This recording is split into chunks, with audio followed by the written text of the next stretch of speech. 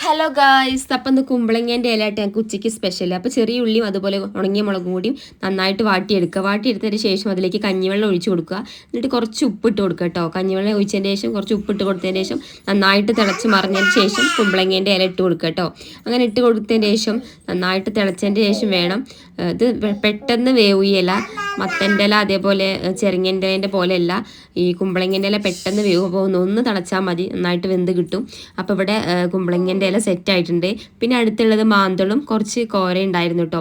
അപ്പോൾ കുറച്ച് ബാക്കി ഞാൻ എടുത്ത് കറിക്ക് വേണ്ടി മാറ്റി വെച്ചിട്ടുണ്ട്, ബാക്കി വറുക്കാനും വേണ്ടിയിട്ട് മാറ്റി വെച്ചിട്ടുണ്ട് കേട്ടോ. അങ്ങനെ അതിലേക്ക് കറി ഉണ്ടാക്കാൻ വേണ്ടിയിട്ട് കുറച്ച് തക്കാളി അരിഞ്ഞ് വെച്ചിട്ടുണ്ട്. പിന്നെ കുറച്ച് വെളിച്ചെണ്ണ ഒഴിച്ചിട്ട് അതിലേക്ക് ചെറിയുള്ളി ഇട്ട് കൊടുത്തതിന് ശേഷം കുറച്ച് കരിവേപ്പിൻ്റെ ഇല ഇട്ടിട്ടോ.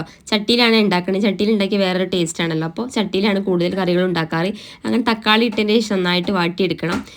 തക്കാളി ഇട്ടതിന് ശേഷം നന്നായിട്ട് വാട്ടിയെടുത്തതിന് ശേഷം കുറച്ച് ഉപ്പ് ഇട്ട് കൊടുത്തതിന് ശേഷം ഒന്ന് അടച്ച് വെക്കണം, ഒന്ന് വാടാൻ വേണ്ടിയിട്ട് കേട്ടോ. അങ്ങനെ ഉപ്പ് ഇട്ടതിന് ശേഷം കുറച്ച് തുള്ളി വെള്ളം ഞാൻ ഒഴിച്ചിട്ടുണ്ടായിരുന്നു. അത് അടിയിൽ പിടിക്കേണ്ട വെച്ചിട്ട്, പെട്ടെന്ന് അടിയിൽ പിടിക്കുക. അപ്പോൾ അത് അടിയിൽ പിടിക്കേണ്ട വെച്ചിട്ട് കുറച്ച് വെള്ളം ഒഴിച്ചിട്ടുണ്ടായിരുന്നു. പിന്നെ ഇതാ തക്കാളി ഇട്ടതിന് ശേഷം ഉപ്പ് ഇട്ടതിന് ശേഷം നന്നായിട്ട് അടച്ച് വെച്ചു. അപ്പോൾ ഒന്ന് വാടി സെറ്റായിട്ടുണ്ട്.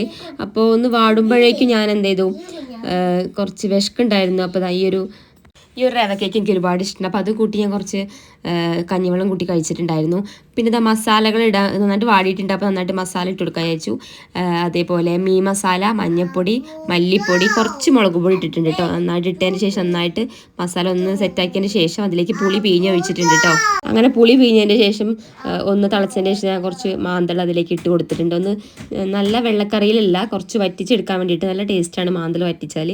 അപ്പോൾ അങ്ങനെ ഉണ്ടാക്കാൻ അയച്ചു. പിന്നെ ഈ ഒരു ചെറുപയർ ഒന്ന് വെള്ളത്തിലിട്ട് വെച്ചിട്ടുണ്ടായിരുന്നു. അപ്പോൾ ചെറുതായിട്ട് മുളച്ചിട്ടുണ്ട്, ഇന്നലെ ഇട്ടതാണ്. അപ്പോൾ ഇന്ന് കുറച്ചും കൂടി അതിലേക്ക് ഇട്ടിട്ട് ഇന്ന് വൈകുന്നേരം നമുക്ക് ചെറുപയർ കൊണ്ടൊരു പെരി പോലെ ഉണ്ടാക്കുമല്ലോ, തേങ്ങട്ടാണ്ട്, അങ്ങനെ ഉണ്ടാക്കാമെന്ന് വിചാരിച്ചു. അപ്പോൾ അതിലേക്ക് മാറ്റി വെച്ചിട്ടുണ്ട്. പിന്നെ ഇതാ മാന്തൽ കറി ഇവിടെ സെറ്റായിട്ടുണ്ട്. കുറച്ച് മല്ലിച്ചപ്പിട്ട് ലാസ്റ്റ് കുറച്ച് വെളിച്ചെണ്ണ വെച്ചിട്ടുണ്ട്. മാന്തൽ കറി ഇവിടെ സെറ്റായിട്ടുണ്ട്. അടുത്തത് മീൻ വറുക്കാനാട്ടോ. അപ്പോൾ മീൻ വറുക്കാൻ വേണ്ടി വറുക്കാൻ വേണ്ടി നിന്നപ്പോഴാണ് ബ്രോസ്റ്റ് വാങ്ങിയിട്ടുണ്ടായിരുന്നു ഇന്നലെ രാത്രി കുറച്ച്. അപ്പോൾ അത് ബാക്കിയുള്ള ഒന്നുണ്ടായിരുന്നു. അപ്പോൾ അതൊന്ന് ചൂടാക്കി എടുക്കാമെന്ന് വിചാരിച്ചു. അപ്പോൾ അത് ചൂടാക്കിയതിന് ശേഷം ഓയിൽ ഒഴിച്ചതിന് ശേഷം അതിലേക്ക് ഓരോരോ മാന്തലുകൾ ഇട്ട് കൊടുക്കുന്നുണ്ട്. ഓരോരോ മാന്തൽ ഇട്ടതിന് ശേഷം അതിലേക്ക് കുറച്ച് കരിവേപ്പിൻ്റെ ഇലയും ഇട്ട് കൊടുക്കുന്നുണ്ട് കേട്ടോ. അങ്ങനെ മാന്തൽ ഇതിൻ്റെ സ്മെല്ല് എനിക്ക് ഒരുപാട് ഇഷ്ടമാണ്, ഈ മാന്തലിൻ്റെ. അതേപോലെ കഴിക്കാനും നല്ല ടേസ്റ്റുള്ള മീനാണ്. കോറേൻ്റെ പോലെ തന്നെ എനിക്ക് ഈ ഒരു മീനും ഭയങ്കര ഇഷ്ടമാണ് കേട്ടോ.